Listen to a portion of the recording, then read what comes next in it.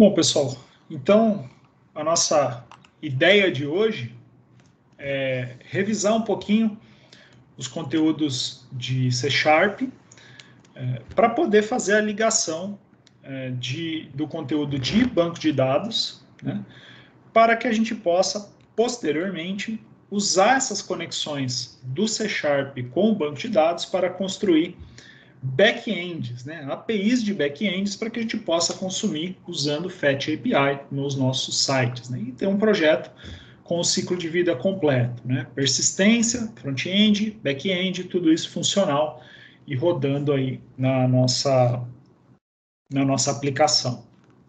Então, para explicar isso, hoje, eu vou partir de um exercício que é proposto aqui no nosso material didático, de apoio. Se vocês olharem lá na parte de exercícios, né, o exercício de Anti-Framework em Console, e forem até o exercício Agenda, tá?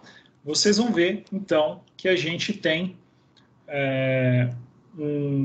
uma proposta aqui para ser resolvida, né, de um programa que contém, né, e manipula um banco de dados chamado Agenda, com uma tabela chamada Contato, onde a gente tem um identificador para cada contato e os dados nome, telefone e quantidade de estrelinhas, né, para cada um dos nossos contatos. E a gente quer implementar um programa que manipule isso aqui, né?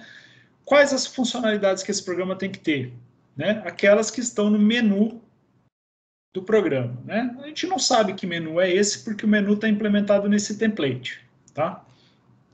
Então, o que nós vamos fazer? Nós vamos abrir esse template, vamos clonar ele na nossa máquina e vamos ver o que tem lá. Então, abrindo aqui, a gente vai ver que este repositório ele é um template para solução do exercício Agenda. Tá? Só de olhar aqui, dá para ver que é um projeto C#, né? Tem um .csproj, tem um .cs, e tem uma pastinha chamada scripts, que o próprio exercício já diz que contém um cara chamado agenda.sql com esse conteúdo aqui. Tá? Mas também já está aqui na descrição para facilitar um pouquinho. Então, o que a gente tem que fazer? Primeira coisa, a gente precisa criar um repositório usando esse template, né? Então, por quê? Eu já quero que venham com esses arquivinhos aqui, para que a gente possa dar continuidade, né? Eu quero fazer uma manutenção nesse programa que está pela metade, que é o que o exercício propõe para vocês. Então, eu vou usar esse template para criar um repositório para mim, com o nome agenda. Eu vou chamar de agenda solução, porque eu tenho agenda template, vou chamar de agenda solução. Vocês podem chamar só de agenda. Aí, solução do exercício agenda do Dev Web. Ok? Vai ser um repositório público. Vamos criar esse cara. Tá? Então, meu repositório, em vez de vir vazio, ele já vai vir com estes arquivos, né? E se eu clonar esse cara, eu vou vir aqui no meu VS Code, já deixei o VS Code aberto na pasta que eu quero trabalhar. Já vou fazer um git clone aqui dessa pasta. Se eu der um dir, vocês vão ver que ele existe aqui. Tem um outro conteúdo dentro dessa pasta, mas que não nos interessa. Interessa para a gente essa pasta aqui. Então, já vou acessar ela. Ela tem exatamente o conteúdo que nos interessa e eu já vou abrir ele aqui na minha janela para a gente poder trabalhar. Deixa eu só ativar aqui. Então, a gente tem aqui um README, que está dizendo que esse cara é um template para a solução. Eu já vou editar esse README aqui para ficar bonitinho lá, tá? Vou salvar esse cara. Já vou dar um commit na mudança do README aqui.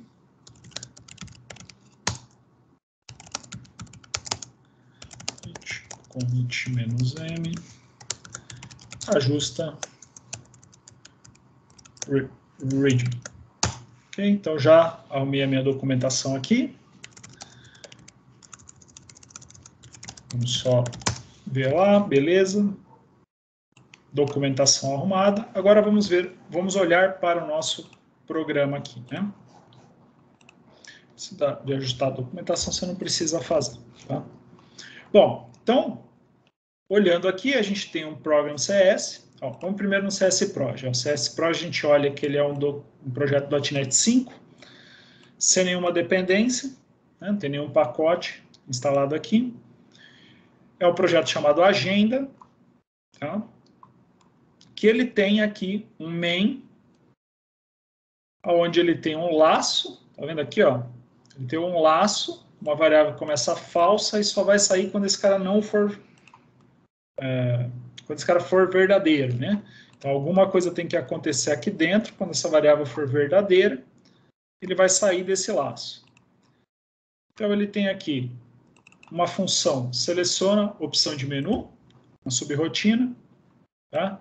Se a gente for até ela, apertando F12, a gente vai ver que ela retorna para a gente uma string, logo após de exibir um menu, pedir para o usuário digitar uma opção, e aí ele retorna essa opção para ser testada aqui logo depois. Ó. Ele exibe a opção selecionada, gravada nessa variável, depois ele faz um switch para decidir qual das opções selecionadas vai ser executada. Então, eu tenho aqui a opção. Vamos voltar lá no nosso menu novamente, né? Seleciona a opção menu aqui. Então, ele tem listar todos os contatos da nossa agenda, os top 5 contatos, consultar contatos por código, consultar contatos por nome, incluir contato ou sair. Tá? Ele já tem essas opções aqui para o usuário, né? Então, ele vai apertar a letra correspondente aqui e o programa vai executar. Tá? Isso aqui já está implementado. E também já está implementada a chamada das funções, só que essas funções não fazem nada. Né? Então, se o usuário for lá na opção listar todos os contatos, só vai exibir a frase listar todos os contatos, mas não tem o código específico para fazer isso. Tá? Isso vale para todas as opções do menu, e essas opções do menu são aquelas que o exercício propõe que a gente implemente. Okay? Essa é a ideia do nosso programa. Tá? E perceba que esse banco de dados, né, onde ele vai fazer essa listagem dos contatos e essa inclusão dos contatos, tem que ser exatamente o banco de dados proposto no exercício. Né? Então, é um banco de dados com essa estrutura aqui, implementado no MySQL. Ok? Então, o que a gente precisa fazer aqui para começar? Né? Primeira coisa de tudo, eu preciso de um banco de dados na minha instalação local de MySQL. Né? Estou falando local, mas obviamente, se você tiver uma rede, tiver uma infraestrutura, não precisa ser local. Mas suponho que num ambiente de desenvolvimento, né, onde você vai desenvolver o seu programa e não vai publicar ainda, né, para produção, vai ser numa sua máquina local, uma instância só, bem simplesinho. Então, a gente vai rodar isso aqui, né, criar um banco de dados com essa estrutura no nosso MySQL. Então, eu tenho uma instância de MySQL rodando na minha máquina. Eu vou abrir aqui o Workbench. Tá? Eu tenho uma conexão configurada aqui. Vou abrir o meu banco de dados. Então, perceba que o meu servidor aqui, ele só tem o esquema sys padrão, né? Não tem nenhum esquema de usuário. Então, nós vamos criar aqui um esquema para poder guardar os nossos dados, né? Um database. Esse script que o próprio exercício já te propõe, que também está contido aqui, ó, na pasta scripts, tá? É o mesmo script, tá? Tanto faz lá quanto aqui. Esse script aqui a gente vai copiar e lá no nosso Workbench a gente vai vir aqui, ó, na opção Novo Script, tá? Para vir um script em branco e vou colar esse cara. O que esse script faz? Ele tem o drop schema, então se eu já tiver um esquema com esse nome, ele vai apagar. Ele tem o create schema, para criar o meu banco de dados. ele tem um use para acessar esse banco de dados. Ele tem, uma vez acessado, um drop table para apagar, caso já exista uma tabela contato. E o create table para criar essa tabela, se ela não existir. Né? Ok? Então vamos rodar esse script todo? Vamos ver, ele dá aqui alguns warnings, não precisa se preocupar com esses warnings aqui, mas pode ver aqui que usar o banco de dados agenda funcionou, ou seja, ele está criado, e o create table, que cria essa tabela contato, também funcionou. Então, o que importa aqui rodou sem grandes problemas. Se a gente atualizar esse cara, você vai ver que agora eu tenho um esquema chamado agenda, ele está em negrito aqui porque é o meu esquema que está sendo usado, né? Se eu procurar na lista de tabelas, eu acho uma tabela contato. E se eu navegar essa tabela contato, a gente vai ver exatamente essa estrutura aqui na lista de colunas. E se eu selecionar, né, se eu der um select em todos os registros dessa tabela, a gente vai ver que não tem nada, porque o meu script não tinha nenhum dado, nenhuma população, né, não populava nada na minha base, é simplesmente um script de DDL, né, de definição de estrutura. Ok? Então, o nosso banco está aí, vaziozinho, a gente não precisa mais do Workbench, tá? A gente só vai abrir o Workbench para conferir se os dados estão cadastrados depois, tá? Você pode fechar, vou deixar aberto aqui porque a gente vai voltar para conferir, tá? A gente não precisa mais dele. A gente precisa do MySQL rodando, mas não do Workbench, tá? Eu não preciso da tela, mas eu preciso do server, né? Do serviço lá do MySQL rodando para que o meu programa aqui possa fazer referência a ele. Né? E é exatamente isso que a gente quer fazer agora. Essa pasta de scripts aqui você poderia até apagar, tá? Não precisa dela mais, porém, eventualmente, né, em toda máquina que você for rodar, em todo servidor que você for rodar esse cara, você vai precisar ter esse banco. Então, é uma boa ideia manter esse script aqui dentro do repositório, tá? De repente, até colocar uma indicação aqui no seu próprio README de como a pessoa que quiser rodar o seu programa vai ter que fazer. Né? Ok? Se você quiser apoio da comunidade, obviamente. Bom, então vamos começar alterando esse cara aqui, né? Alterando esse cara aqui para que ele possa ter acesso a banco de dados. Então, só por referência, lá no nosso material, se você vier na parte aqui de banco de dados com Entity Framework MySQL, este aqui é o texto base, né, que mostra como funciona isso que a gente vai fazer hoje. Tá? Então, se você olhar aqui, você vai ter uma explicação um pouquinho mais detalhada que eu estou dando agora, um passo a passo usando um outro banco de dados, tá? Um banco de dados de exemplo do próprio MySQL, um banco de dados um pouquinho mais complexo, mas sem grandes problemas. E aí você vai ter o passo a passo para a criação do projeto C#, né, console com a MySQL. É mais ou menos essa sequência aqui que a gente vai fazer, se você quiser acompanhar aí copiando os comandos. Né? Então, a primeira coisa que a gente tem que fazer é instalar uma biblioteca, né, um pacote chamado Entity Framework no nosso projeto. Né? Quando a gente instala pacotes no nosso projeto, ele aparece como uma dependência aqui no arquivo CSProj. Então, perceba que a gente não tem, né? Então a gente só tem acesso a funcionalidades do C# base. Né? Tudo que já está no .NET Framework, sem nada adicional. A biblioteca de acesso a banco de dados que a gente vai usar, que é o Entity Framework, ela precisa ser instalada separadamente no nosso projeto. Tá? Você não vai conseguir usar ela só com o .NET padrão. Né? A gente precisa instalar aí este pacote. Como é que eu instalo pacotes? Né? Usando .NET Edge Package, como foi estudado lá no Dev C#. Né? Bom, aí dá uma relembrada. A gente precisa instalar aqui dois pacotes. Né?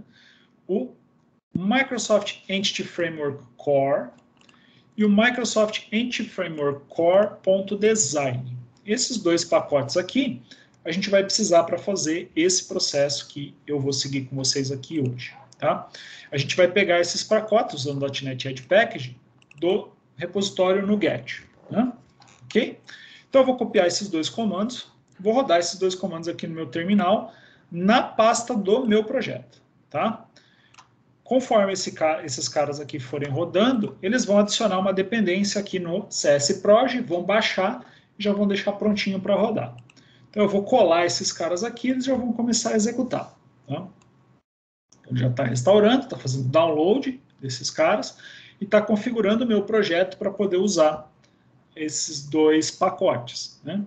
Então, quando tudo tiver terminado de instalar, ó, perceba que ele terminou, devolver o cursor aqui.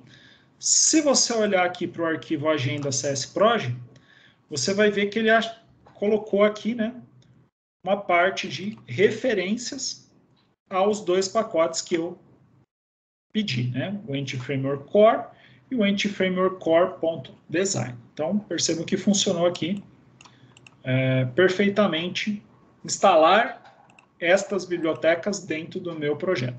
Tá?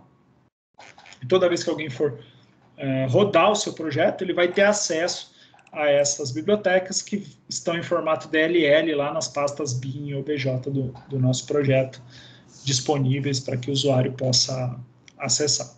Tá? O programador escreveu o código, né? Obviamente o usuário acessar as funcionalidades onde esse código é utilizado. Quando eu tenho acesso ao Entity Framework Core, o que eu tenho? Né? Eu tenho funcionalidades de acesso a banco de dados. Tá? Quando eu uso o Entity Framework Core, eu também preciso das bibliotecas específicas para cada tipo de banco de dados. Como a gente vai usar aqui o MySQL, existe um outro pacote chamado MySQL.Entity Framework Core que a gente precisa ter instalado aqui também para poder fazer a conexão específica com o MySQL. Tá? Então, vou copiar esse cara aqui e também vou instalar ele aqui. E vocês vão ver que ele vai ter mais uma dependência aqui no nosso projeto, que é a dependência do MySQL, tá? Entity Framework Core. Percebam que aqui é o Microsoft, ou seja, o pacote inteiro, tá? E aqui é o MySQL, é a versão desse cara para trabalhar com MySQL, né? Os complementos que ele precisa para poder trabalhar com MySQL. Esse aqui vocês têm que fazer em todos os projetos, tá? Todos os projetos que forem usar essa estrutura. Bom, feito isso aqui, você já tem acesso a todas as funcionalidades do Entity Framework. Você já pode começar a programar com ele, tá? Então, basicamente, a gente poderia começar a criar arquivinhos aqui .cs, tá? Que fazem o acesso ao nosso banco de dados. Porém, contudo, entretanto, a gente quer mais um facilitador. Eu quero uma ferramenta que me ajude a fazer isso, tá?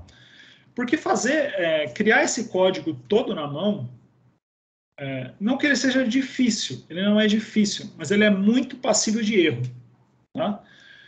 E existe uma ferramenta já disponibilizada pela própria Microsoft para que a gente facilite esse processo, tá? Então, agora a gente vai usar o NuGet, esse gerenciador de pacotes, para instalar essa ferramenta e depois usar essa ferramenta para gerar código na nossa aplicação para a gente automaticamente. Tá?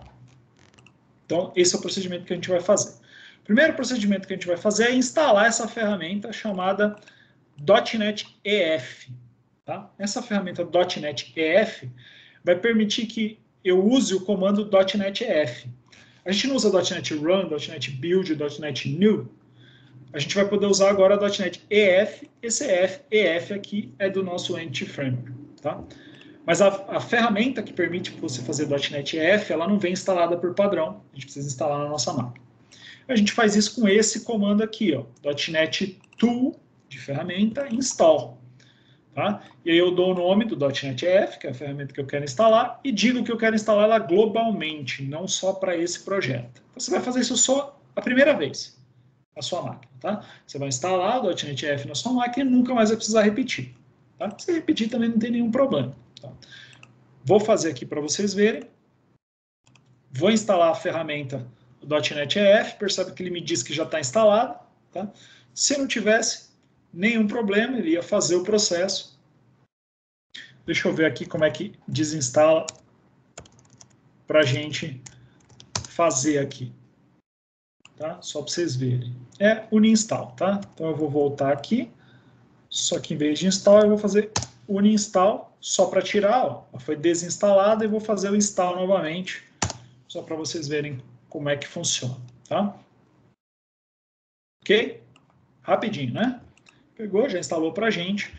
Foi instalada com êxito e agora ele diz para a gente que a gente tem a ferramenta .NET EF. Isso quer dizer que eu posso fazer agora .NET EF. Vou fazer um -version aqui, só para a gente ver que versão ela está instalada. E aí ele diz para a gente aqui que a gente tem as ferramentas de linha de comando do Entity Framework Core.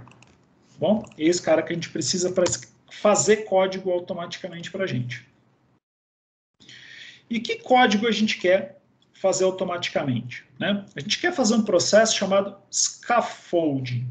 Tá? O que é scaffolding? Scaffolding é usar uma ferramenta para gerar um monte de código que você precisaria gerar na mão, mas que ele pode facilmente ser gerado por máquina, porque geralmente ele é feito para espelhar alguma coisa que já existe em outro lugar. No caso, eu tenho um banco de dados no MySQL e eu quero que ele crie código de C# equivalente àquele banco de dados do MySQL e me permita fazer as operações lá. Tá? Então, eu não quero vir aqui e criar uma classe chamada contato, que é o nome da nossa tabela lá, colocar os atributos igualzinho do banco de dados, se ele pode fazer isso para mim automaticamente. Então, basicamente, isso aqui que eu quero que ele faça isso automaticamente para a gente. Então, o que eu vou passar para ele, né, para essa ferramenta? Vou passar o servidor, a porta, o nome do usuário e senha, lógico que ele precisa saber para conectar lá, né? O nome do banco de dados que a gente tem lá e a pasta onde eu quero que ele crie o código. Tá? Então, é isso aqui que eu preciso fazer e preciso colocar isso nesse comando aqui, ó, .NET EF, dbcontext, scaffold. Então, eu estou dizendo para ele gerar código para mim do banco de dados usando a ferramenta do Entity Framework no .NET. Tá? E eu preciso passar essas funcionalidades, esses parâmetros todos. Eu vou copiar esse código aqui. E a melhor coisa a gente fazer aqui é digitar esse cara fora, né? E ir arrumando. Então, vamos fazer um notepad aqui. Vamos colar esse cara aqui e vamos ajustar, que é uma linha só, tá? Ele quebrou, mas é uma linha só. Então, vamos substituir aqui, ó. Qual é o meu servidor?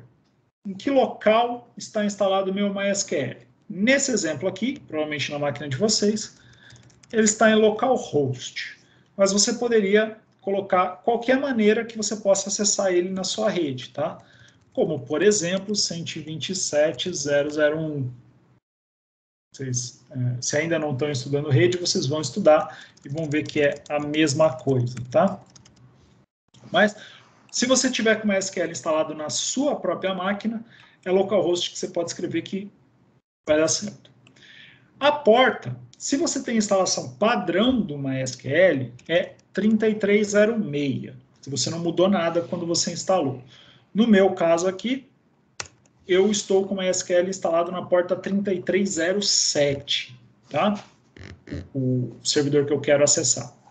Então, de vocês, provavelmente vai ficar no 3306, a não ser que você tenha instalado em outro local. Depois eu preciso de usuário e senha. Na minha instância aqui, usuário root, senha root. A de vocês é a que vocês tiverem aí, tá? O banco de dados, então, se a gente olhar lá no nosso exercício, né, no nosso script, vocês vão ver que o banco de dados ele se chama agenda. É exatamente esse nome que eu preciso aqui, do database, né? O nome do esquema. E depois ele te diz qual é o driver, né? É o driver de MySQL. Já não precisa mudar nada aqui. E aí ele pede a saída. Em que pasta você quer que coloque isso? Eu costumo criar uma pasta chamada DB, de database, de banco de dados. Tá? Você pode colocar o nome que você quiser. Tá? E o "-f" aqui é para que ele refaça. Né? Se você fizer várias vezes, ele apaga o anterior e faz de novo. Tá? Então, caso o teu comando der erro, você consegue fazer ele rodar de novo. Então, eu vou copiar esse cara aqui, com tudo configuradinho. Vocês vão fazer essa configuração aí para cada projeto. Vou colar esse cara aqui e vou rodar. Perceba que ele vai criar uma pasta com aquele nome que eu coloquei aqui, DB, né? Vou dar Enter aqui. Ok? Começou. Ele está acessando o MySQL com essas credenciais aqui e gerando para a gente, na pasta que eu pedi, ó, essa pasta DB, alguns arquivos. Se a gente olhar aqui, você vai ver que ele tem arquivos .cs, são arquivos do C#. Então ele gerou esses caras aqui para a gente. Ok? E esses caras aqui a gente vai usar. A gente teria que ter digitado eles, não faz sentido, mas a gente vai utilizar esses caras para fazer o nosso acesso ao banco. Ok?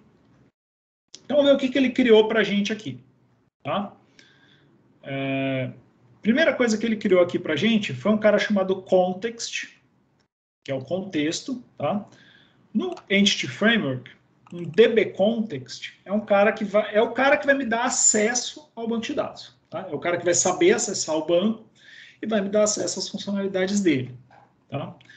Se a gente olhar aqui, dentro desse arquivo, que a gente precisaria digitar todo na mão, existe um cara aqui chamado onConfiguring. Tá? Esse cara aqui, ele vai ser executado nos momentos que o meu banco for configurado. Tá? No momento que eu iniciar uma conexão com o banco.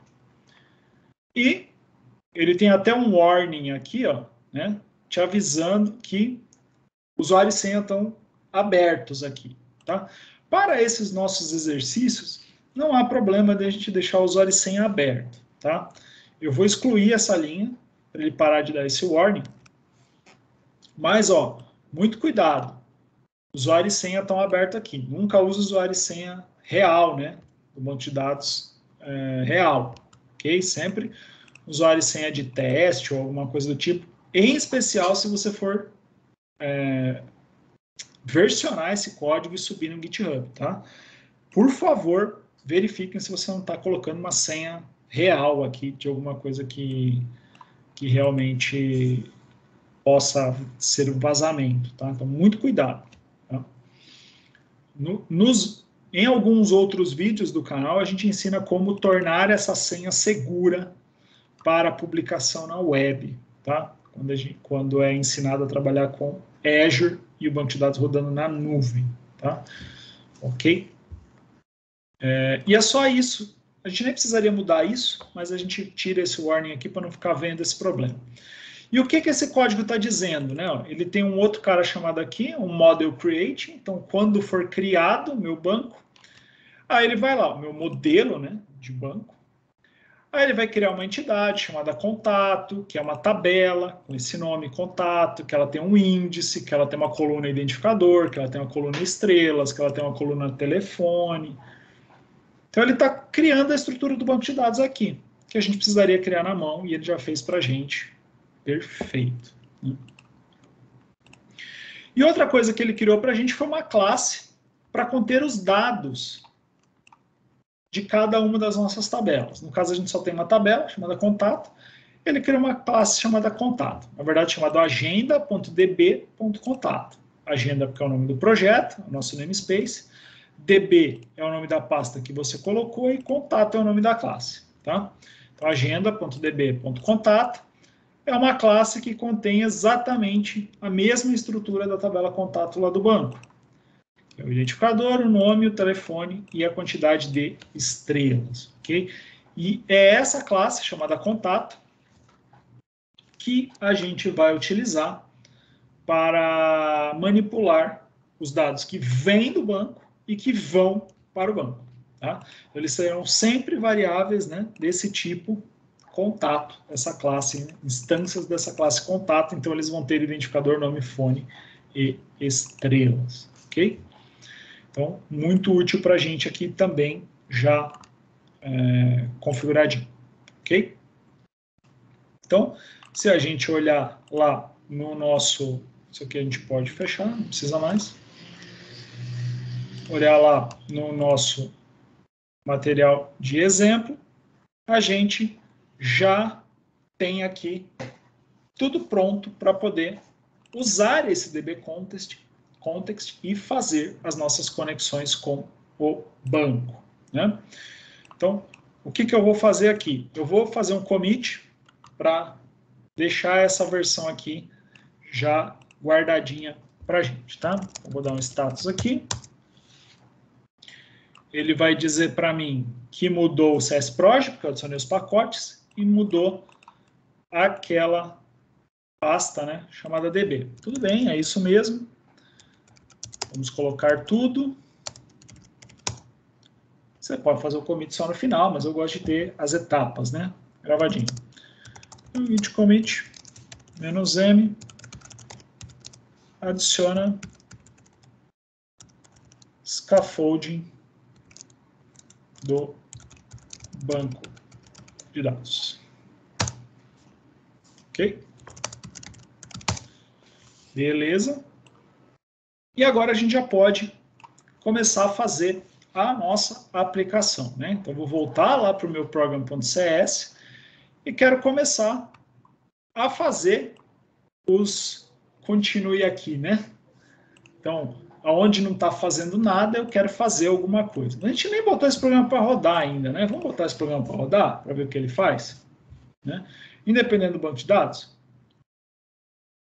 Então, vou limpar minha tela aqui. Vou dar um .NET Run. Apesar dele ter uma conexão com o banco de dados configurada, o programa até agora não usa essa conexão, né? Então, perceba que ele tem um menu, a aplicação console, né? Você vai interagir com ela no console da aplicação. No console do sistema operacional, desculpa. Então, você tem aqui um título, agenda e opções de menu. Letra L, letra T, letra C, letra N e S. E as opções, conforme você for digitando, o programa vai interagindo. Então, se eu digitar uma opção errada, meu programa diz que não é reconhecido, né? E pede para você pressionar uma tecla. Te joga novamente para o menu. Se eu clicar na escrever a opção L, ele vai para listar todos os contatos. E aí ele deveria fazer a funcionalidade de listar os contatos, que ele não faz ainda porque a gente não implementou. Letra T, top 5 contatos. Letra C, consulta por código. Letra N, consulta por nome. Letra I, inclusão de contato. E letra S, para sair e finalizar o programa. Ok? Então o menuzinho já está aí implementado para a gente não precisa se preocupar com a lógica do menu, né? Mas sim com as lógicas de cada uma dessas funcionalidades. Ok? Então vamos lá começar a fazer estes caras. Então nós vamos começar aqui, deixa eu fechar todas as outras para a gente não pegar nenhuma aqui sem querer, né? Eu sou campeão em escrever código no lugar errado, sem perceber. Então a gente quer fazer essa funcionalidade aqui de listar todos os contatos, tá? Perceba que a maneira como eu vou organizar o código, eu não estou me preocupando muito com esse código estar super bem organizado, com esse código estar bonito, com esse código estar sem muita repetição. Eu quero explicar como funciona o Entity Framework Core, tá? Depois, vocês podem se preocupar em fazer esse código ficar mais organizado, mais bonito, mais manutenível, tá? Por enquanto, a nossa função é somente entender como esse cara funciona, tá? e como esses componentes que a gente fez do scaffolding aqui, eles interagem para que o seu programa possa funcionar. Tá? Bom, primeira coisa que a gente quer é listar os nossos contatos. Né? Eu vou tirar esse comentário e a gente vai começar a fazer. Né? A primeira coisa que a gente tem que fazer aqui é criar uma instância deste cara aqui, ó, desse Agenda Context. Então, eu preciso configurar o acesso ao meu banco. Né? Meu banco ainda não está sendo acessado. Quando eu vou usar uma conexão, né, que ela abre, termina e depois ela fecha, a estrutura de C# que eu uso, né, algo que é temporário, é um recurso que eu tenho por um tempo, depois posso não ter mais, e eu quero que ele feche essa conexão quando eu terminar, eu uso uma estrutura do C# chamada using. Tá? Aqui dentro vai o nome do meu recurso, que eu estou usando, e ele é um bloco. Tá? Quando eu tenho esse bloco using, o que tiver aqui dentro vai ser criado, e quando ele chegar no final desse bloco, esse recurso vai ser liberado. Tá? Então, eu quero uma conexão com o meu banco de dados, que quando eu terminar o que eu tenho que fazer, esse cara vai ser liberado. Como é que eu faço isso? Eu faço isso criando uma variável aqui dentro. Tá? Tem uma maneira de criar variável, né, no C#. Geralmente a gente faz assim, né? Se eu quero um inteiro, eu faço o tipo e o nome da variável. Tá? Eu posso fazer aqui, x igual a 5. Se eu vier aqui no C# e usar a palavra var, isso também vai funcionar. Só que aí o C# ele vai inferir qual é o tipo. Perceba que ele consegue descobrir que esse cara vai ser um int. Por quê? Porque eu coloquei o valor 5 aqui e esse 5 é um int. Se eu colocasse o valor uma string, esse x seria definido como uma string, porque ele faz a inferência de tipo. Eu deixo ele fazer a inferência. Tá? Não é algo que a gente costume usar nas disciplinas mais introdutórias, né? Mas ele tem a sua facilidade quando o seu código vai ficando mais complexo. Como eu quero criar uma variável aqui, desse tipo aqui, ó, agenda context, eu não quero me preocupar que tipo é ela, deixa o C# se decidir com isso, eu vou criar ela usando o var. Tá? Eu vou chamar esse cara de agenda, com A minúsculo, que é o meu banco, ou poderia chamar simplesmente DB, ou muita gente chama de contexto, por causa do nome aqui. Tanto faz, tá? Eu gosto de ter o nome do banco, porque eventualmente você vai ter mais de um contexto, conectando a mais de um banco. Então, às vezes é legal ter o nome do banco aqui, tá? Mas DB também, válido, contexto, tanto faz, tá? E esse cara aqui vai ter a conexão com o meu banco, tá? O cara lá, ó, é o agenda context, tá? Se eu começar a digitar aqui, ele não aparecer a agenda context aqui para finalizar, por quê? Porque eu não tenho acesso às classes que estão nessa outra pasta, né? Porque eles não estão no mesmo namespace que o meu. O que eu vou fazer antes de finalizar isso aqui? Eu vou lá em cima, vou colocar um using aqui, ó, colocar uma referência a agenda, que é o nome do nosso projeto, ponto DB. Se a gente olhar lá, ó, agenda.db, lembra que o namespace era agenda.db.agendacontext? Né? Então eu preciso usar esse cara aqui para ter acesso a ele. Então agora, quando eu tentar escrever aqui, ó, ele já vai me mostrar o agenda context. Beleza, né? Abre e fecha parênteses. Quando eu faço isso aqui, na verdade eu tenho que dar um new aqui, né? Eu preciso de uma nova conexão. O que vai acontecer aqui? Quando eu fizer isto aqui, ó, ele vai criar uma conexão com o meu banco e vai guardar o acesso a ela, a referência a ela nesse objeto chamado agenda. E enquanto esse bloco aqui existir, eu tenho acesso ao meu banco. Quando esse bloco acabar, a conexão com o banco é fechada. Tá? A conexão com o banco ela existe nesse bloco aqui dentro. Ok? E aí aqui dentro eu vou fazer o acesso. Tá? Então, para que eu possa listar todos os contatos, eu tenho duas situações, né? Nenhum contato cadastrado ou uma lista de contatos. Então vamos primeiro fazer uma mensagem lá para nenhum contato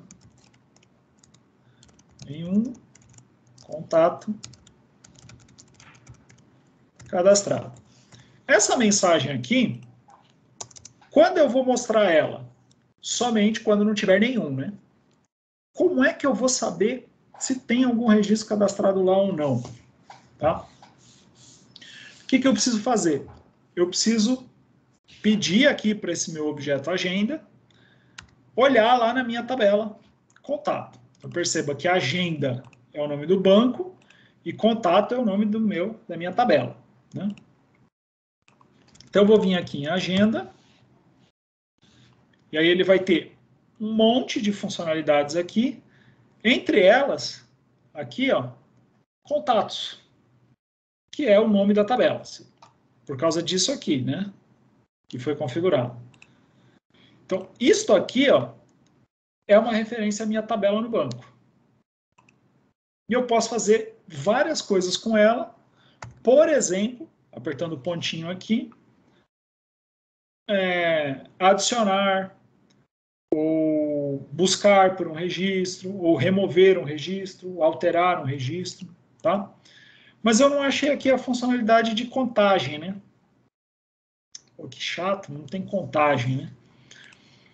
Pô, então não presta para muita coisa isso aqui, né? Presta sim. A realidade é que esse objeto contatos aqui, ele é, se você parar o mouse aqui em cima dele, você vai ver que ele é um DB7, ele é um conjunto de dados vindos de banco. Mas eu posso melhorar esse objeto DB7 se eu fizer uma outra importação aqui, ó, de system.link. Quando eu faço essa importação aqui de system.link, vocês vão perceber que todos os meus DB7s passam a ter várias funcionalidades a mais. Ó. Percebe que essa lista ficou bem maior? E agora eu posso usar um cara aqui, ó, chamado count, que vai contar para mim quantos registros tem lá. Tá? Eu mostrei para vocês como funciona o link lá na aula de listas do Dev C Sharp. Tá? Então, pode olhar aí. Era uma aula opcional lá das aulas de C Sharp. Tá? Então, quando eu chamo essa função count aqui, o resultado disso aqui é a quantidade de registros existentes na tabela contatos na conexão de banco de dados chamada agenda. Tá? Então, eu posso criar aqui uma variável inteira, número de contatos, e guardar isso aqui. Tá? Então, agora essa variável número contatos aqui, ou quantidade, né? Acho que é melhor. Quantidade de contatos. Ficou melhor, né? Esse nome. E essa variável aqui vai me dizer quantos contatos tem lá. Aí eu posso fazer a mágica que a gente já sabe, né? If quantidade de contatos for 0, ok? Se eu não tiver nenhum contato, aí eu posso fazer, odeio essas teclas de atalho, VS Code para movimentar a linha, eu nunca me acerto com elas. Vou formatar aqui, ok? Então, se eu não tiver nenhum contato, né, eu vou exibir essa frase e acabou, né? Eu listar todos os contatos. Então, já vou dar um return aqui. E esse procedimento aqui acaba. Como ele vai sair do bloco, a conexão vai ser desfeita com o banco e ele vai sair. Se não acontecer isso aqui, ele continua o programa. Tá? Então, só uma maneira de não usar else aqui. Okay? E aí, o que eu tenho que fazer para exibir todos os registros? Eu tenho que fazer provavelmente alguma coisa aqui com essa estrutura, né? Agenda.contatos. Então, se eu olhar o agenda.contatos, né?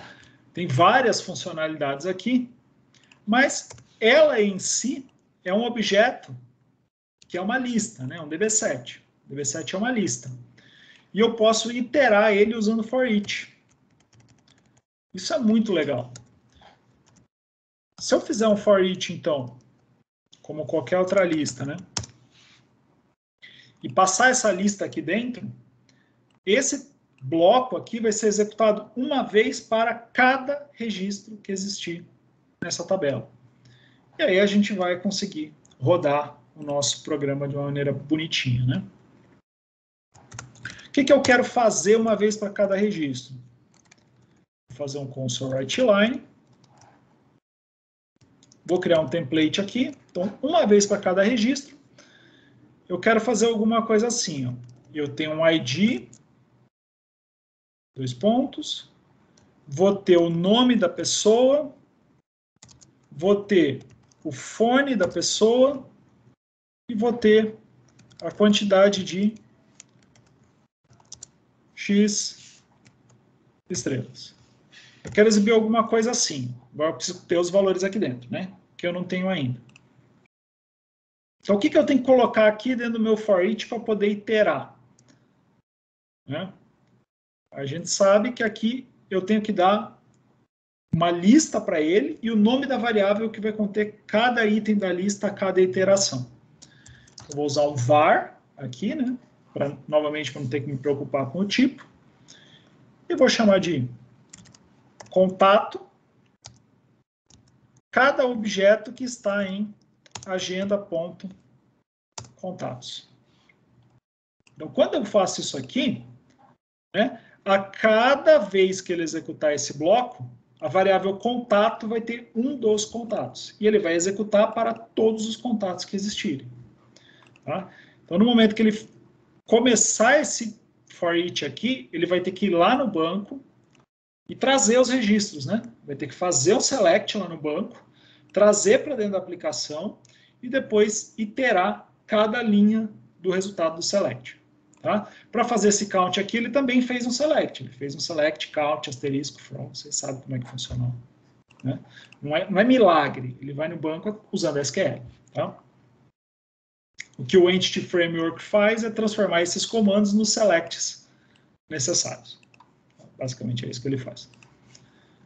Esse processo se chama ORM, Mapeamento Objeto Relacional. Você usa um objeto e quer que ele funcione lá no relacional. Tá? E aí aqui, essa variável contato, né? Ela tem exatamente a estrutura do nosso banco. Né? O nome das nossas colunas. Ok? E esse está definido aqui nesse objeto contato aqui. Ó, tá? Nesse tipo de objeto contato. Então, este cara aqui, ó, se você olhar o tipo dele, ó, ele é um contato, porque ele está definido nessa classe aqui. Tá? É um agenda.db.contato. Esse cara aqui. Tá? Então, eu quero meu ID.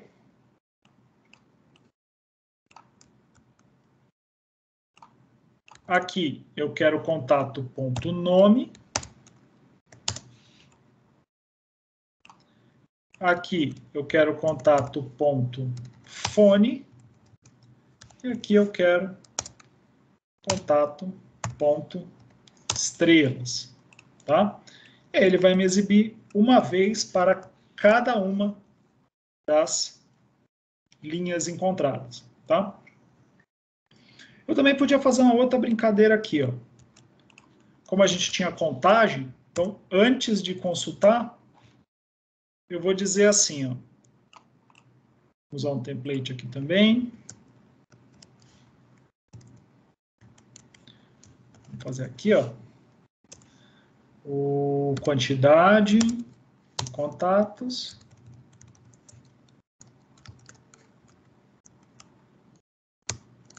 Sim, pode ser uma ou pode ser mais, né? Aí ele vai exibir esse cara aqui. e depois vai exibir a lista, a quantidade e a lista. Vai ficar bacaninha, né? Então vamos rodar esse cara, vamos ver se isso aqui dá certo. Então, .NET Run.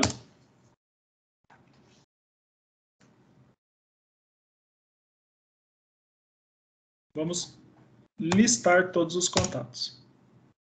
Perceberam que demorou um pouquinho? Nenhum contato cadastrado. Tá certo isso ou não? Se a gente olhar lá e rodar aqui, ó, vocês vão ver que não tem nada, tá? Vamos botar um cara aqui pelo Workbench, vamos ver se ele consegue pegar lá. Vamos botar um nome aqui. Vamos colocar um telefone 13 1 2 3 4 5. Vamos botar a quantidade de estrelas. Vamos botar só 2 estrelas.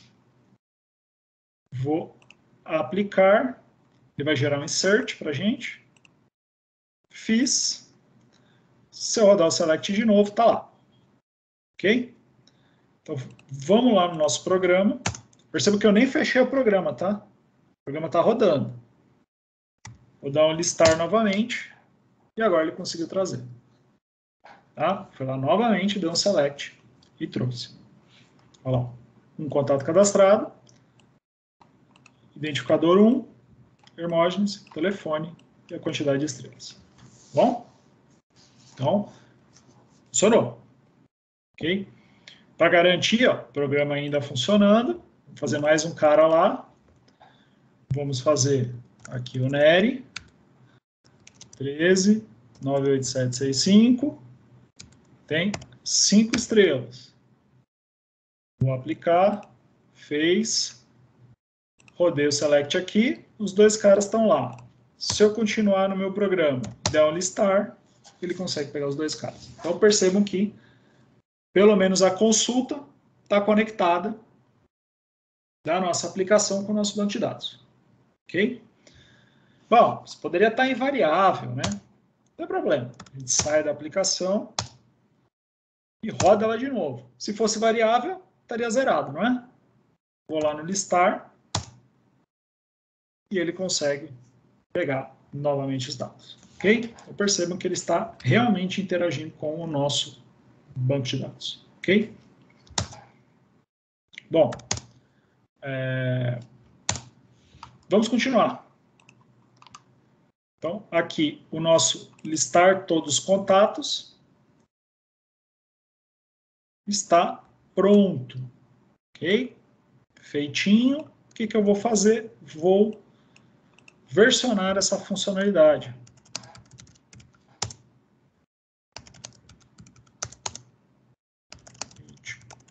Commit "-m", implementa, listar todos os contatos. Ok? Beleza. Finalizada essa parte.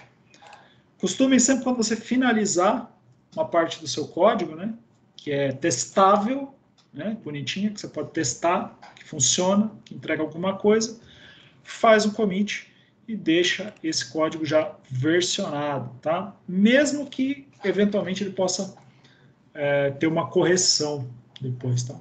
Não tem nenhum problema, isso aí é natural, testes vão aparecer, erros vão ser corrigidos, ok?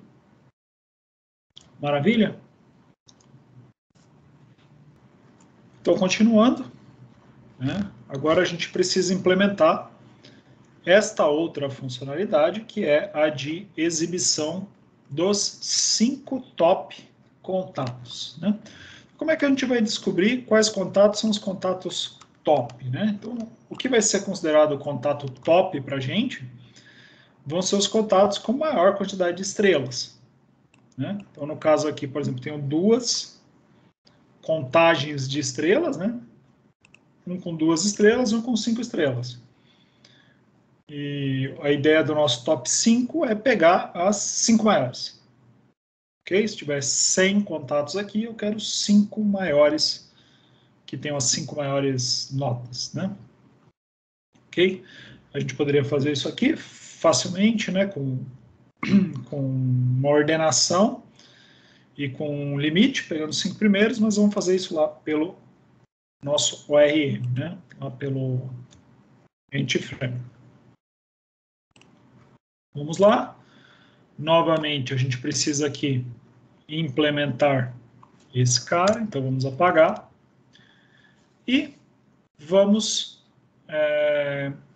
começar aqui a nossa lógica, imaginando que eu preciso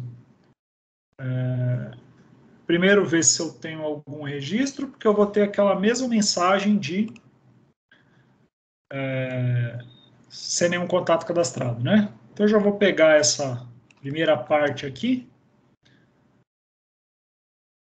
mas eu vou pegar até a quantidade aqui, ó, até a listagem de quantidades, que a gente já vai ter algo muito parecido.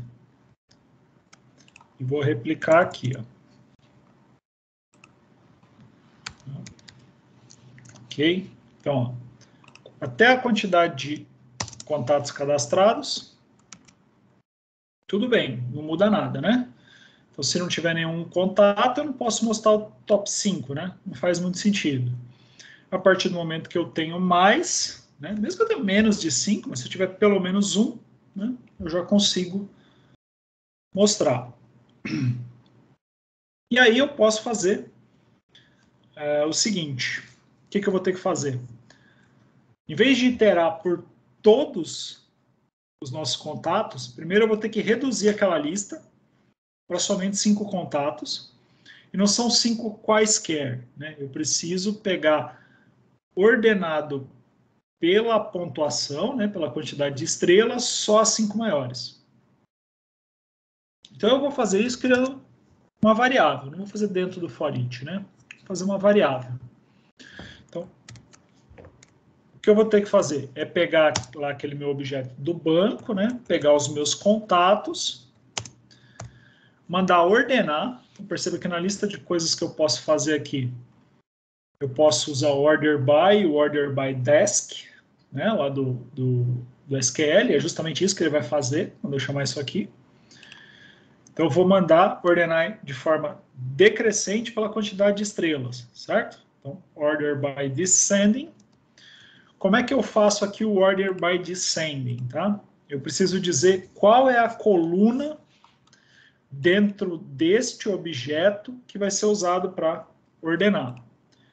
Então, eu primeiro tenho que dar um nome para cada linha desse cara, como se eu estivesse num for each. Aqui eu posso usar um nome curtinho, então vou chamar de C. Então, C é cada um dos meus contatos.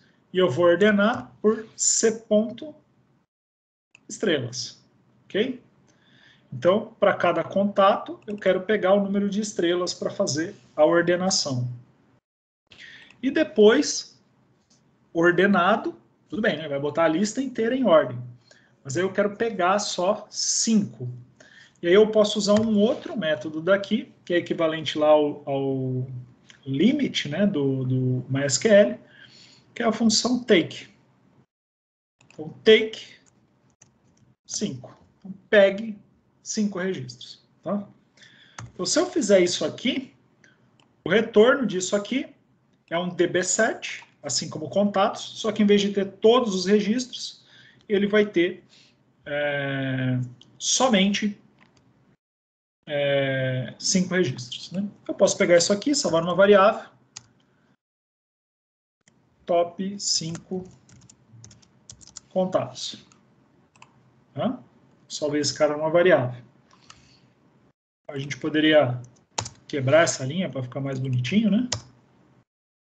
Bem mais legível, né? Ok? E aí, em vez de eu iterar todos os contatos com for each, eu vou iterar só os top 5. Então, o que eu vou fazer? Vou pegar esse for each que a gente fez no anterior, vou colocar aqui. Só que em vez de pegar de agenda.contatos, que ia pegar todos eles, eu vou pegar dessa minha variável aqui, que está ordenada e com a quantidade de registros limitada. Tá? Eu só vou melhorar a minha mensagem porque eu quero dizer, né? Número 1, posição 1, posição 2, posição 3, posição 4. Tá? Então, aqui, além do ID, eu vou colocar um cara assim, ó, posição o número é igual. Aqui eu preciso de uma variável. Vou chamar essa variável de posição. Só que ela não existe, né? Então vamos fazer um contadorzinho aqui. Ó. Criar um int, posição. Começa valendo 1. Ó, pode começar valendo 0. E cada cara que eu passar aqui, eu dou uma posição mais igual. Então vai estar posição 2, posição 3. E assim por diante, até o 5, né? Ok? Que é o meu take aqui. Não pode ter mais que 5 nessa lista aqui, né? Então isso aqui já deve exibir isso aqui bonitinho como a gente gostaria. Então vamos fazer um teste rápido aqui.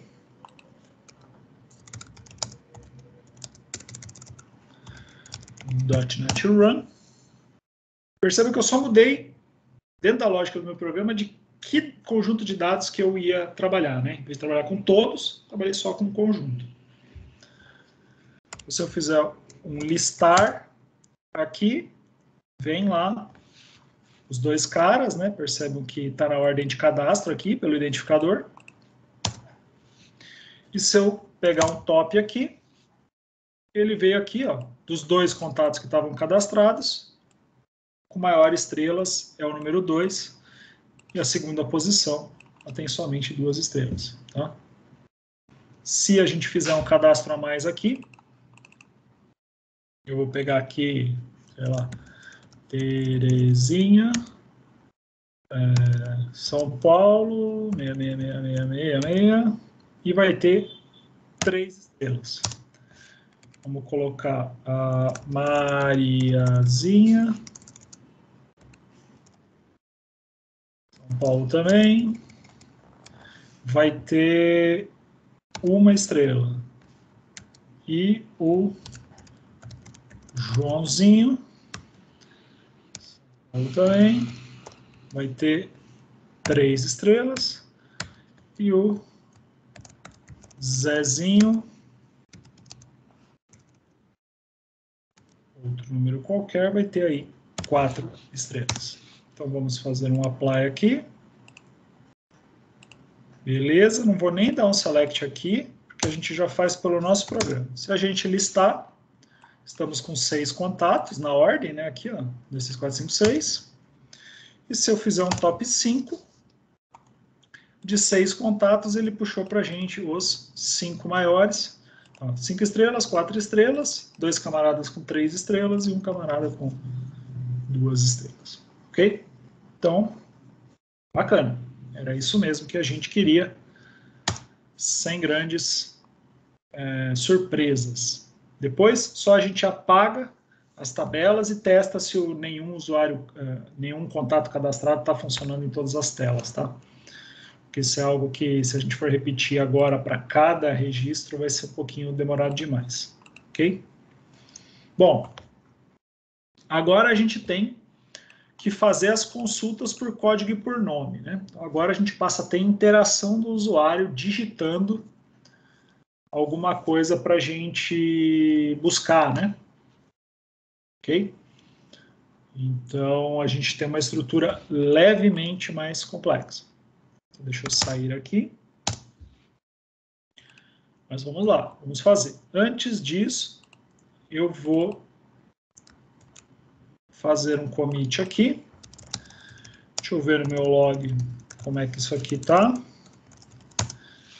Eu usei a mensagem implementa e o texto, né? O texto que ele exibe aqui.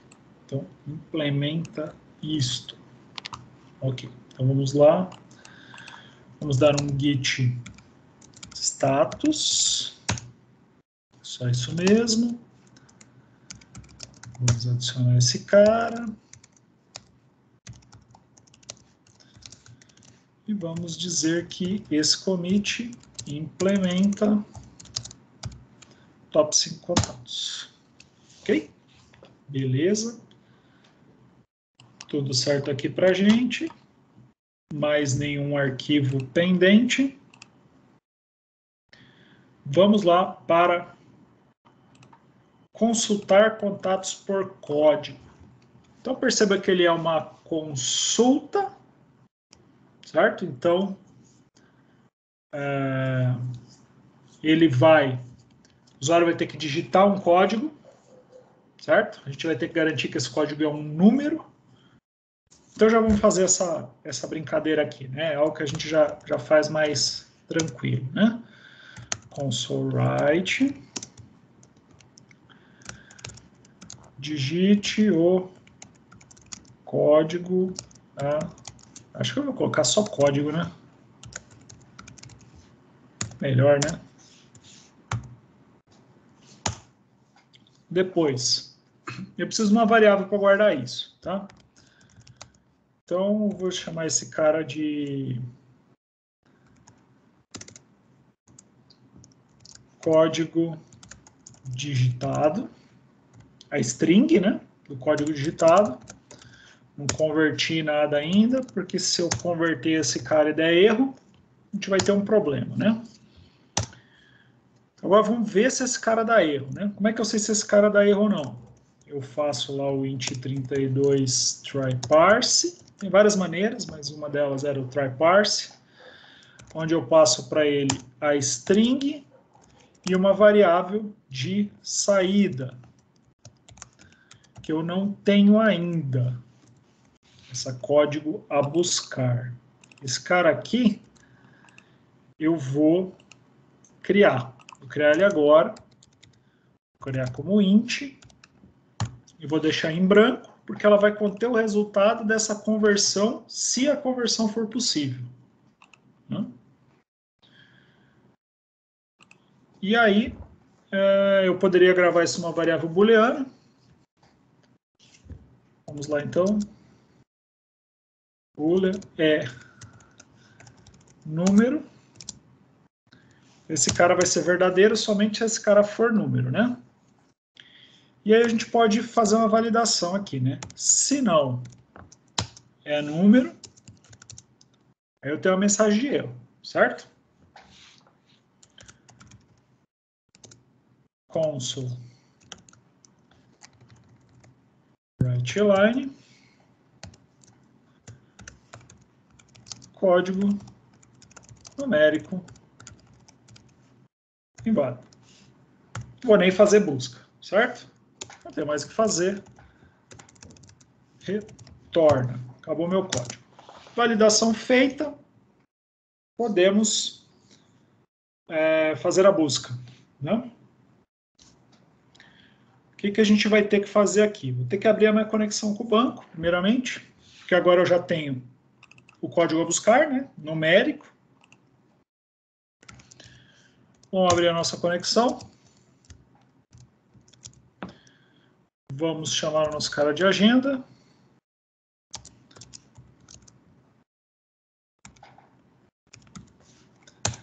Criamos um contexto.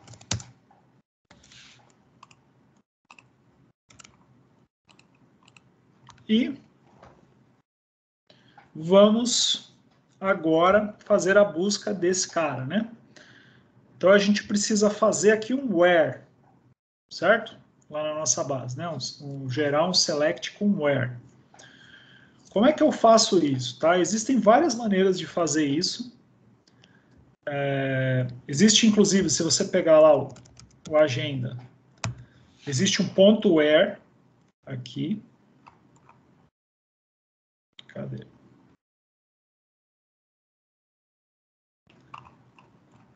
Algum lugar aqui. Mas, claro, tabela, né? Contatos.where. Eu posso fazer o where, só que se eu fizer o where, o que ele vai fazer? Ele vai trazer para mim uma lista de registros. E aqui nesse cara eu não quero lista. Quando eu fizer a busca por nome, sim, eu vou querer lista. Aqui no caso eu quero um cara só, né? Ou um cara ou ninguém, porque o meu código é chave primária. E para fazer isso eu já tenho um facilitador aqui no Entity Framework que já faz isso. Ele me retorna ou um cara só, do tipo contato, ou null. E aí eu já posso, não preciso ir lá, pegar o primeiro, ver se tem mais de um. Ou é um cara ou é null. Tá? Se eu usar esse cara aqui, ó, single or default. Se eu usar somente single e não tiver ninguém, ou tiver mais de um, ele quebra, ele dá erro. Se eu usar o single or default, se não tiver ninguém, ou se tiver mais de um, ele me retorna nulo. Então é melhor, né? Eu testo a nulidade depois e consigo fazer meu programa não quebrar. E aqui dentro vai um filtro igualzinho se eu estivesse fazendo um where. E ele não é muito diferente, né, do que a gente fez aqui para ordenar, né? Eu tenho que dar um identificador para cada contato. Eu vou chamar cada contato de C. Geralmente eu uso uma letrinha só, porque só vai usar aqui, né, em uma linha de código. E aí eu faço o meu if, né, minha condição. Uma expressão que retorna um booleano. Então, se o meu c.id for igual ao meu código a buscar. Quando eu faço isso aqui, então, olha só, vamos entender. Ó. Na conexão de dados agenda, eu pego a tabela contatos e essa função vai retornar para mim um registro só ou nulo, se tiver mais de um ou menos de um. E que registro eu quero? O cara cujo identificador tenha esse código. Né? O código que ele digitou. Tá? Então a ideia é que ele traga um registro só para a gente, ou então essa linha vai ser nula. E o que eu falo? Eu preciso dar um nome para esse aqui, né? Contato é igual. Vamos fazer de novo aquela estrutura que fica mais legível, né? Quebrando a linha aqui. E eu posso simplesmente fazer um teste de nulidade. Se esse contato está vazio, esse formato aqui, null, só funciona a partir de C# 7, tá? Sem problema, pode usar. Mas antigamente não dava para usar, então talvez os materiais que vocês encontrem por aí não falem desse cara, tá? Isso aqui é uma novidade nas últimas versões do C#, tá? Então ele está testando se contato é nulo. Se ele for nulo, é porque eu não encontrei. Tá? Ou encontrei mais de um. Como esse cara ID é chave primária, não pode ter mais de um. Então eu sei necessariamente que eu não encontrei. Então posso dar uma mensagem de não encontrado, né? Console write line. E eu posso dizer alguma coisa assim. Vou criar um template aqui. Nenhum contato com código e o número que o cara colocou foi encontrado. Eu vou tirar o foi, né? Um código, nenhum contato com código tananã encontrado. Esse cara aqui é o código a buscar. Ok? Então, se não encontrar, a gente já tem aqui o nosso código. E se encontrar? Aí a gente pode fazer de dois jeitos. Ou você pode dar um else aqui, ou você faz o programa finalizar aqui. No caso aqui, eu acho que o melhor vai ser o else. Tá? Duas situações mutuamente exclusivas e pode ser que eu queira fazer alguma coisa depois. Então aqui o else me parece fazer mais sentido. Aí eu vou copiar lá a linha que exibe um contato para pegar igualzinho. Como eu usei o mesmo nome de variável, a gente deve ter ele funcionando sem grandes problemas. Vamos formatar esse cara aqui.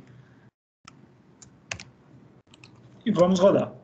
.NET Run.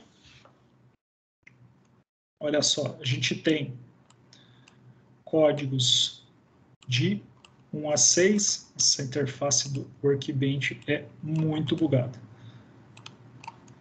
De 1 a 6, tá?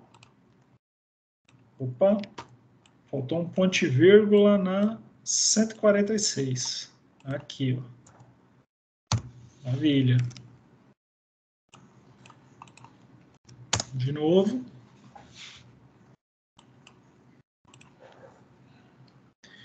Vamos lá. Temos que listar, podemos listar todos os contatos.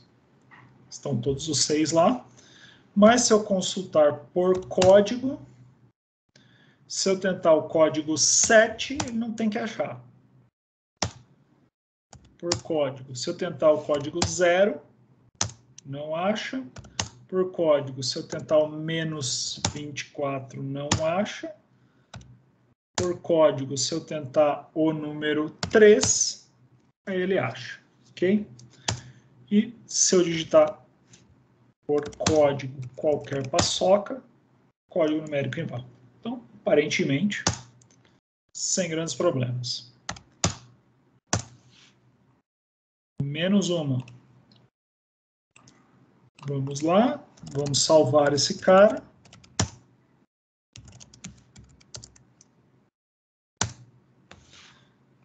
Vamos pegar lá o nome disso aqui.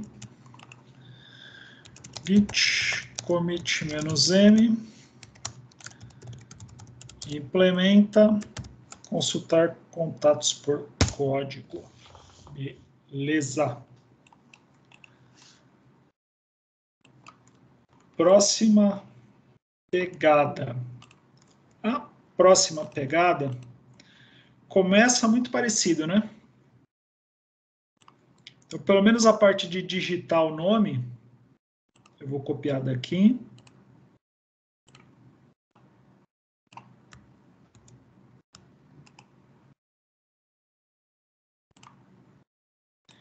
Só que em vez de código é o nome, certo? Nome ou parte do nome. A gente vai fazer aquela pesquisa parcial, né? Então, se eu tiver o José da Silva e eu procurar por Silva ou por José, eu tenho que encontrar. Isso aqui não vai ser o código digitado, isso aqui vai ser o nome a buscar. É uma string, né? Então vai direto. E aquilo que for lido, eu já vou retirar os espaços. Espaço sempre bagunça as coisas todas. Então, você dá um trim aqui no final, ele já tira os espaços, então quando você for cadastrar ou quando você for fazer busca, sempre elimina os espaços, tá? O trim, ele tira qualquer espaço que tiver antes ou qualquer espaço que tiver depois. Não preciso fazer essa conversão aqui, certo? Porque eu já tenho aqui o que eu quero buscar direto, certo? Agora a gente precisa de uma conexão. Using var agenda new agenda context. Eu tenho uma conexão. E a primeira coisa que eu preciso fazer é a busca. É como se fosse aquela listagem completa. A listagem completa aqui, ó. É como se fosse esse código. Só que em vez de pegar todo mundo, que é o que a gente faz aqui, a gente vai filtrar. E já antes da contagem, né? Deixa eu pegar esse cara aqui e a gente altera em cima dele. Vai ficar igualzinho. Ó. Ok, vamos formatar aqui. Beleza. Então, o que a gente... Isso aqui agora é o nosso código que lista tudo, né? Só que eu quero mudar. Quantidade de contatos. Essa variável vai mudar. Eu vou apertar F2, vou colocar aqui quantidade encontrada. Tá? Então, em vez de eu contar todos os contatos, eu vou criar aqui antes uma variável que vai ser os contatos filtrados. Que vai ser isso aqui, com alguma coisa a mais, que a gente já vai fazer. E aí, a contagem encontrada vai vir dos filtrados, .count. Não de todos, só dos filtrados. E um contato encontrado contendo aquele texto. Então, vou colocar aqui, contando não, né? Contendo, vamos colocar entre aspas, para eu poder exibir aspas, eu preciso usar um escape code aqui, né? Então, vou colocar um barra invertida para ele mostrar aspas como código. E a gente vai exibir aqui a nome a buscar. Certo? Nenhum contato encontrado contendo tananã, no nome. Aqui ainda preciso filtrar. Se encontrar, exibo a quantidade. Os contatos não estão na tabela inteira, estão nos contatos filtrados. Opa, aqui, ó, nessa variável. E é só exibir. Então só falta eu fazer o filtro aqui, né? Então eu vou pegar em todos os contatos. Aqui, no caso, é bem simples, né? Preciso fazer um where. Não é muito diferente daquilo que vocês imaginam lá do SQL, né? Vou fazer um where. E esse where aqui começa com um contato e algum filtro em cima desse contato. Eu já vou fazer na linha de baixo aqui, porque essa linha vai ficar maiorzinha. Então eu quero contatos cujo nome contenha, olha que bacana, né? Essa maneira aqui. E esse contains aqui, ele pode ser chamado num campo que é varchar, né? Então, a partir do momento que eu tenho um campo varchar, eu posso chamar esse contains dentro do teste e passar o texto que você quer que ele contenha, que é exatamente esse nome a buscar. Tá? E aí o que ele vai fazer? Ele vai fazer um where com like, né? Isso aqui vai virar um like lá no SQL. Tá? Com isso aqui no início e no fim, né? Com percentual no início e no fim, para poder fazer o like. Isso aqui deve ser suficiente. Vamos ver se rola?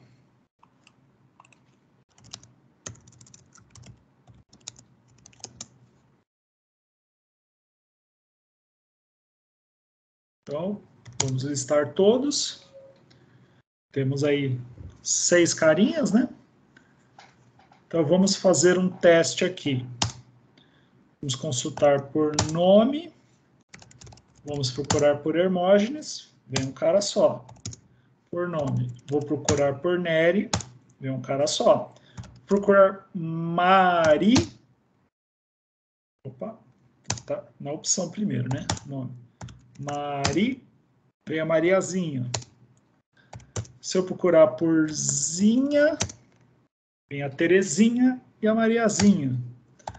E se eu procurar por Zin, vem a Terezinha, Mariazinha, Joãozinho e Zezinho. Então, se eu procurar por paçoca, nenhum contato encontrado contendo paçoca no nome. Ok? Maravilha. Me parece muito bom. Depois a gente só testa ele com os bancos vazios e vê o que acontece com as tabelas vazias. Né? Então, beleza. Nosso próximo opção agora é incluir, né? Então vamos fazer ele incluir manualmente e aí a gente não precisa mais ficar fazendo os inserts lá no Workbench. Vamos comitar esse cara aqui. Deixa eu só pegar a descrição.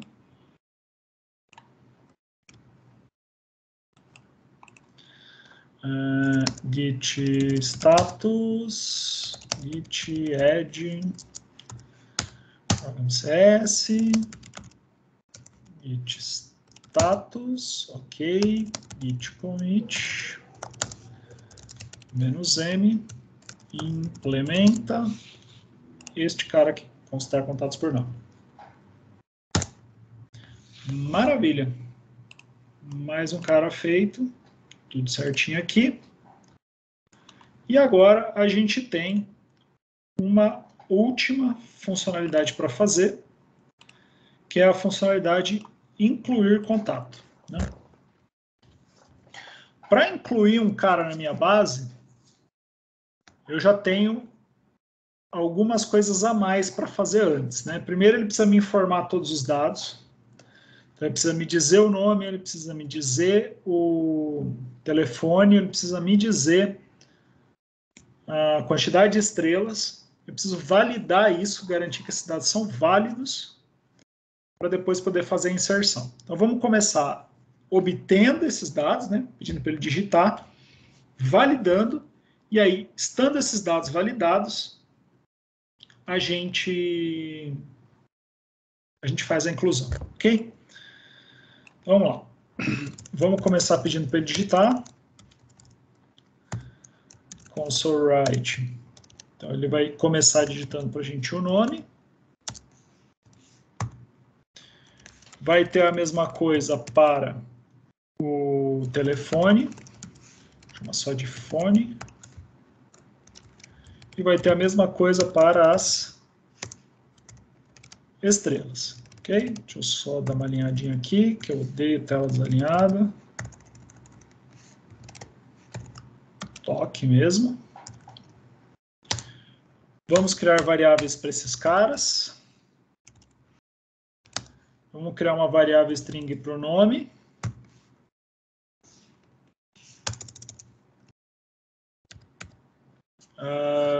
Podemos já criar ela direto aqui, né?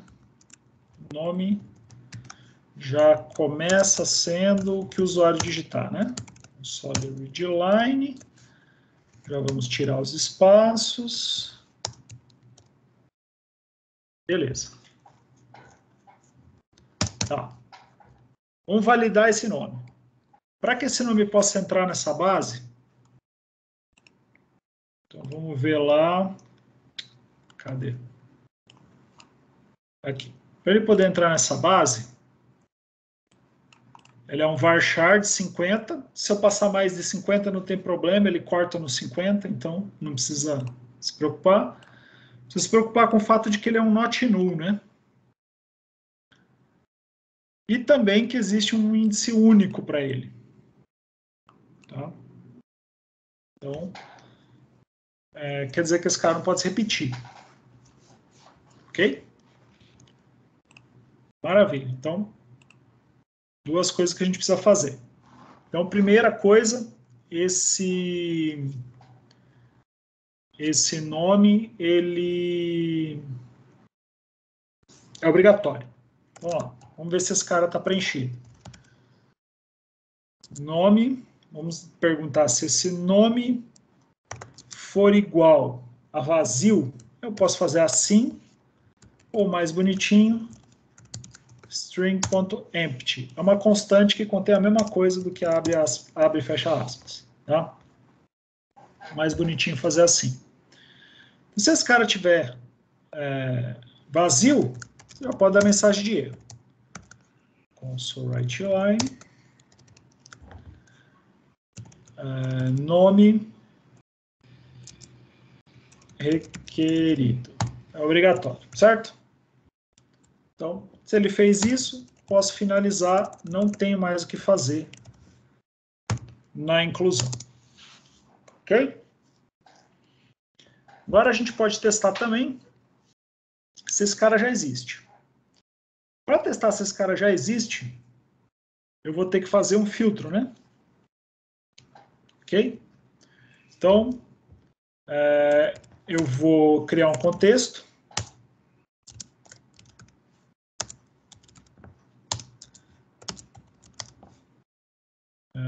Agenda context.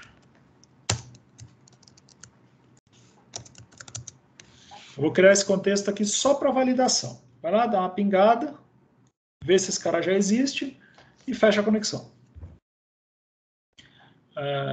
Eu vou fazer a agenda, contatos, poderia fazer um where, poderia fazer um count. Vamos ver se tem mais alguém aqui mais legal que a gente possa usar. Eu posso usar aqui.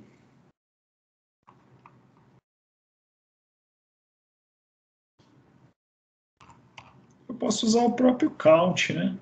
Contar quantos caras. Né? Só que eu não posso contar a quantidade de registros na tabela inteira, né? Eu tenho que fazer um where. Na verdade, eu tenho que saber se tem um cara só lá, né? Então, eu posso usar a mesma coisa que eu fazia na consulta de código. Melhor, single or default. Então, ou vai ter um cara, ou não vai ter ninguém. Né? cujo nome é aí exatamente igual, né? Porque se eu estou cadastrando, se tiver, não é parcial, é exatamente igual àquele nome que eu tinha lá. Só que eu vou renomear esse cara aqui, desejado, porque não necessariamente eu vou cadastrar. Então eu quero saber se tem alguém, ou ninguém, ou mais de um, cujo nome é esse cara aqui. Vou chamar essa variável de existe nome. Tá? E aí vamos lá. Se existe nome, mensagem de erro e tchau programa. Tchau funcionalidade, né? Esse cara não vai ser um var, vai ser um bool. Só que aqui, single or default, não é isso, né? É um var mesmo. Só que aqui eu vou testar se esse cara é nulo, né? Calma. Contato com nome desejado. Se o contato com o nome desejado é nulo, agora faz sentido, né? O senhor tá doidão. Aí, já contato existente com o nome indicado. E aí eu boto o ID do cara, que é esse cara aqui, ponto ID. Só que esse cara precisa ser um template. Beleza. Então, se ele tentar cadastrar outro Hermógenes, vai dizer, ó, o Hermógenes já está cadastrado com ID 1. É isso. E sai. E aí podemos deixar esse contexto aqui e começar a trabalhar o telefone, né? Acabou esse contexto, ele fecha a conexão, o usuário vai digitar o telefone. Para o telefone, não tem muito o que fazer, né? Vai ser uma string, fone desejado. Terrível, né? Não vou validar nada, então vai ser só fone. Console, readline, vou fazer o trim. E não tem mais nada para fazer, né? Se a gente olhar lá o nosso telefone, ela é uma string, ela é nula, né? Então pode estar vazia, nada a fazer. Então é só isso mesmo. E no caso das estrelas, aí a gente vai ter que fazer o seguinte. Eu vou ler isso aqui como string, uma variável chamada estrelas digitado. E agora a gente precisa saber se esse cara é um número e se esse número está entre 0 e 5, certo? Se esse cara é um número, porque ele é int, ele não é obrigatório, tá? Então, se ele não for entre 0 e 5, a gente vai deixar nulo. Ou vai sair? Não sei, a gente decide aqui. Vamos fazendo, vamos ver o que a gente vai fazer.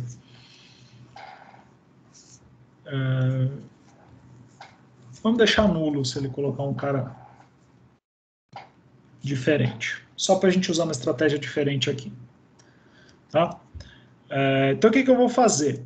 Eu vou criar uma outra variável inteira para estrelas.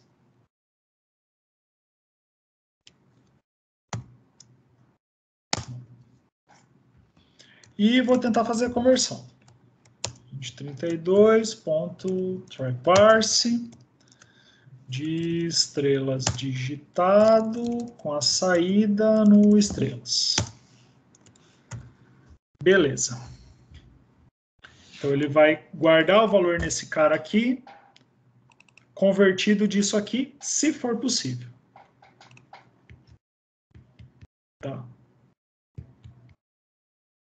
E aí, eu posso gravar uma variável booleana aqui, estrelas válida, igual a isso, e posso fazer um teste. Estrelas número, né? Numérico. Vamos saber se esse cara é numérico ou não, se a conversão deu sucesso. Se a estrela não é numérico,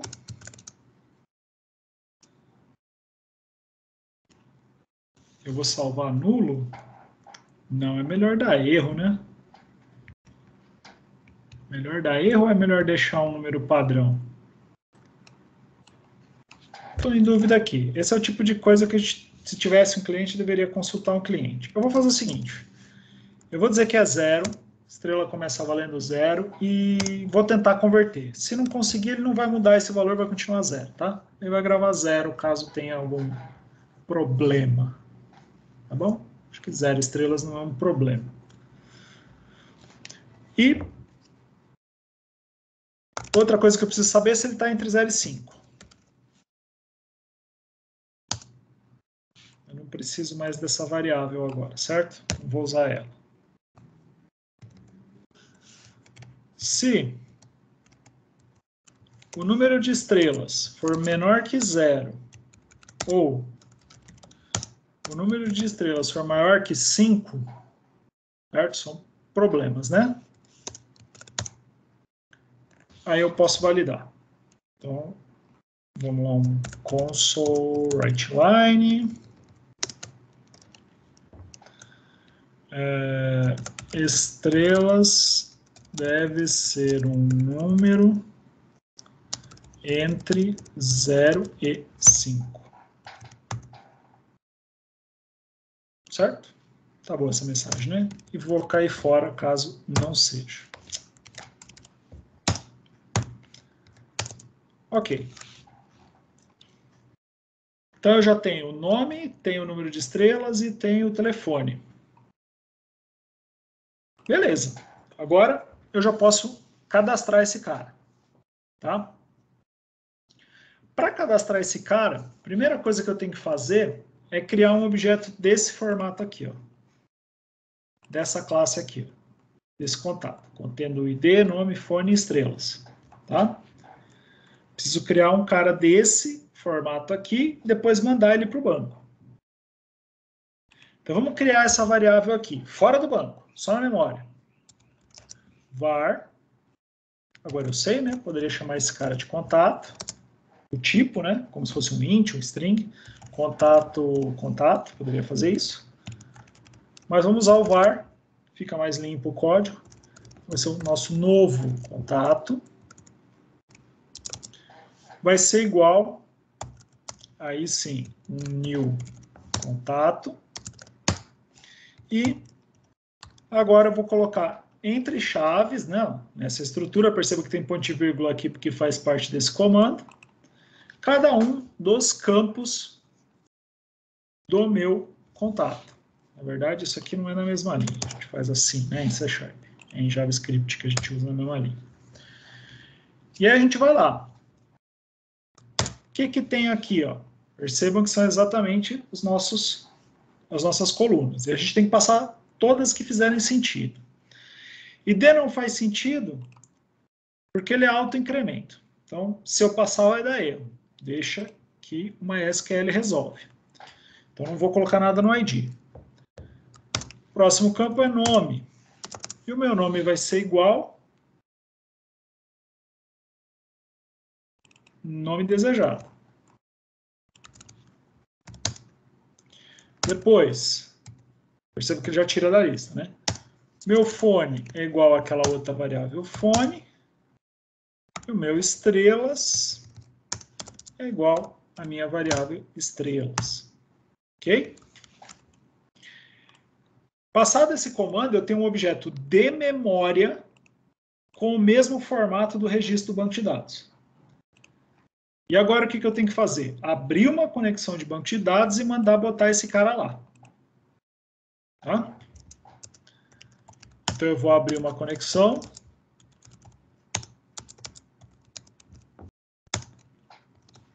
Ok? Poderia ter deixado a conexão aberta esse tempo todo? Poderia, mas eu gastaria recurso à toa, correria o risco dessa conexão cair, você não está tratando o erro, enfim. É muito melhor. Abre, faz o que tem que fazer e fecha. Tá? E aí o que eu vou fazer? Eu vou acessar aquela minha tabela contatos e vou mandar adicionar. Tá?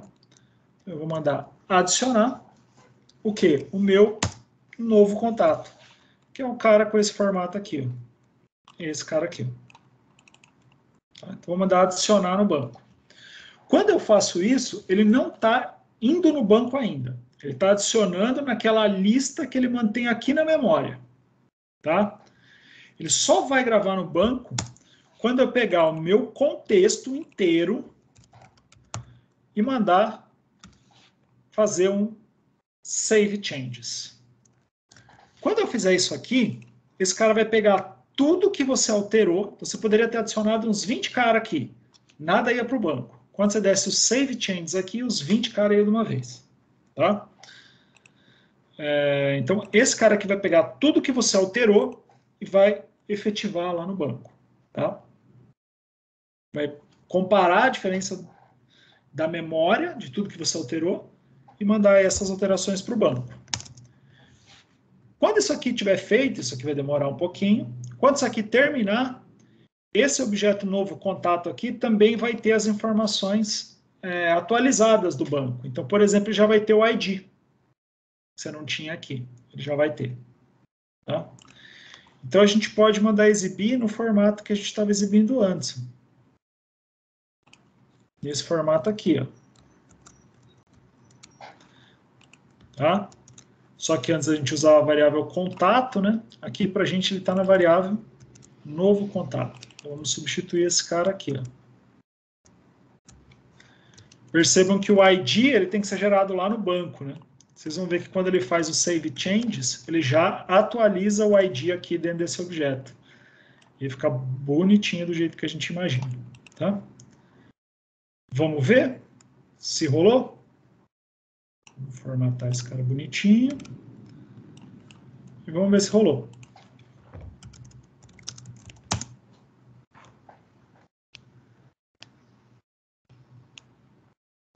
Então, listamos 6 carinhas. Vamos incluir. Então, vamos incluir aqui um contato chamado Nicolas. Opa, quebrou. Linha 204. Vamos ver o que está acontecendo. 204.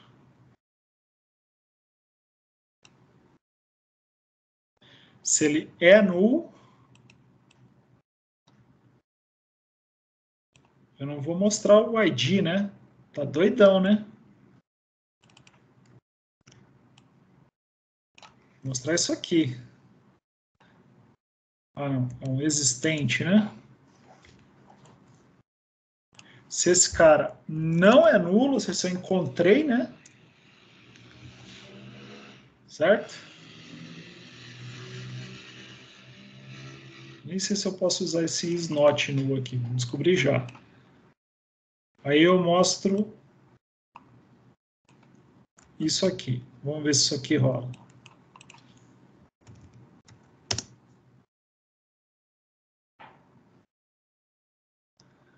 Então vamos lá, vamos incluir.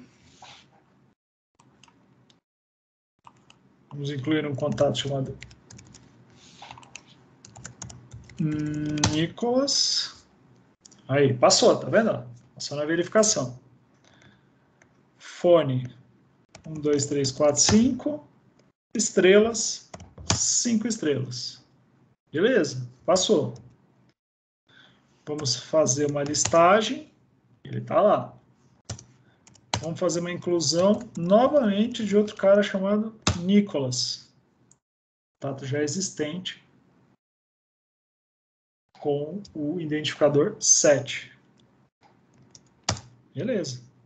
Vamos incluir Hermógenes. Beleza. Vamos incluir Maria. A gente tem Mariazinha, né? Maria passou. Telefone, blá, blá, blá. Estrelas. Vamos ver a validação? -1. Não vai. Vamos passar o nome em branco. Obrigatório. Vamos colocar a Maria. Vamos escrever qualquer coisa, porque a gente vai errar aqui nas estrelas. 6 estrelas. Também não vai. Vamos colocar um bonitinho. Maria, telefone tananã, estrelas 4. Beleza. Aí de 8. Vamos listar. Tá lá. Se a gente fizer uma consulta por nome, Maria, tá lá tanto a Maria quanto a Mariazinha. Se eu fizer um top, tá lá 5 estrelas, 4 estrelas, 3 estrelas. Ok? O que eu quero fazer agora é só ver se os vazios estão corretos. Vamos só rodar isso aqui novamente. Agora eu vou pegar isso aqui. Só que eu vou excluir todo mundo. Não faz, né? O maldito do Workbench não deixa fazer. Tem que desligar isso na preferência. Ferramentas, configurações. Como é que ele fala que é? Preferências SQL Editor. Onde é que está isso?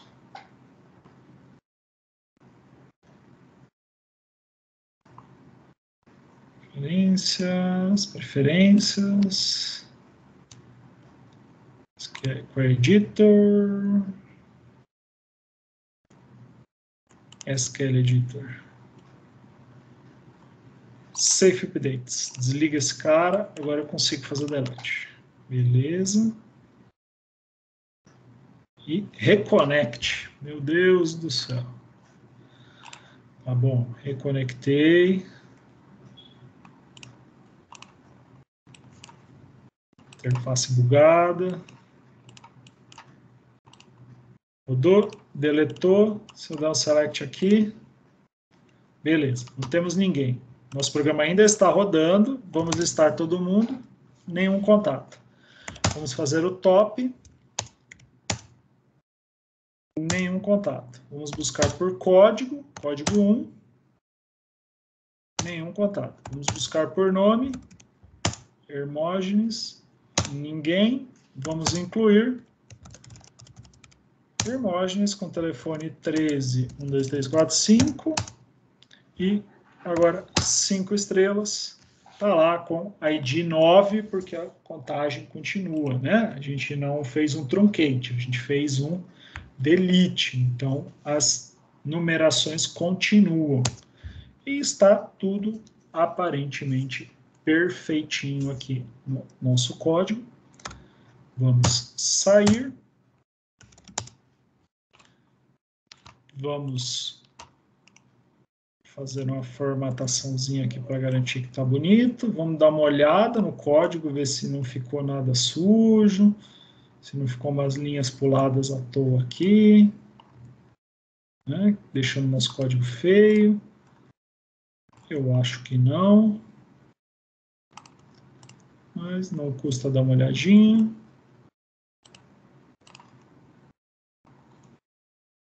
Tudo bonitinho. Aqui a gente não mexeu, aqui a gente não mexeu. Maravilha. Status. Beleza, só modificamos o programa. Vamos adicionar ele. Ok. Git commit, -m, implementa Qual era a funcionalidade? Aqui.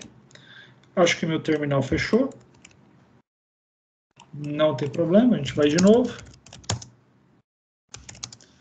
Git commit -m, implementa, incluir contato. Git status, beleza. Vamos dar uma olhada no log aqui. Então a gente tem o nosso head, que é a versão atual, está neste commit aqui, a versão da nossa máquina. E o meu origin head, né, ou seja, o cara lá no meu remoto, ainda está no initial commit. Né? O que a gente faz para resolver isso? Git push. Vai tudo para o remoto. Se eu der um log online agora, o nosso head está junto com o nosso origin head. Ou seja, tudo que tinha que ir para a nuvem já foi. Né? Vamos dar uma olhada lá no nosso repositório. Agenda solução. Está lá, 8 commits. Um para cada funcionalidade. E o nosso código aqui, bonitinho, com 240 linhas, fazendo exatamente o que a gente gostaria que fizesse.